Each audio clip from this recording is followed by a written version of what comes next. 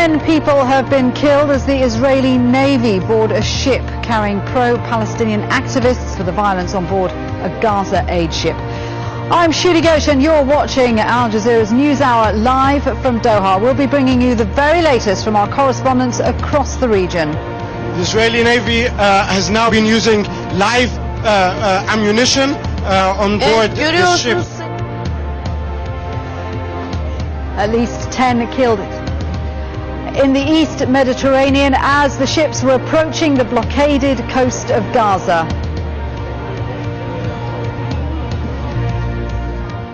At least 10 people have been killed after Israeli soldiers stormed at least one ship carrying hundreds of pro-Palestinian activists on an aid mission to the blockaded Gaza Strip.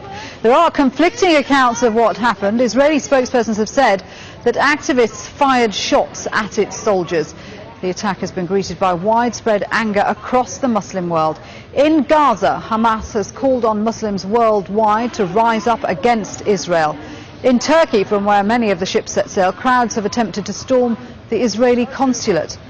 Well, the raid, which took place in the early hours of Monday morning, happened away from Israeli territory. Zaina Awad reports. The Israeli soldiers attacked under cover of darkness as the aid convoy's mothership Mavi Marmara maneuvered in international waters. The outcome was deadly.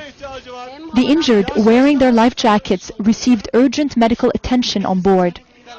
Chaos and confusion among the 600 passengers as the night raid unfolded. Mavi Marmara, you are approaching an area of hostilities. Earlier, Israeli forces had reportedly warned the convoy not to proceed further or it would be intercepted. This material was provided to the media after the incident.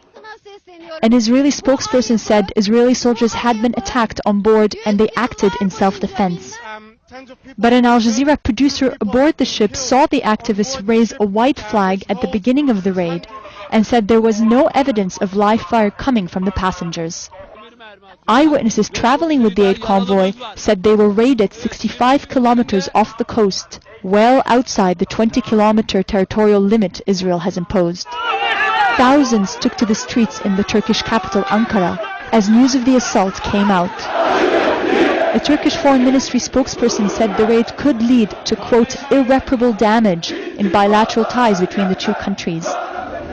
In Istanbul, a crowd tried to storm the Israeli consulate, but riot police cordoned off the surrounding streets.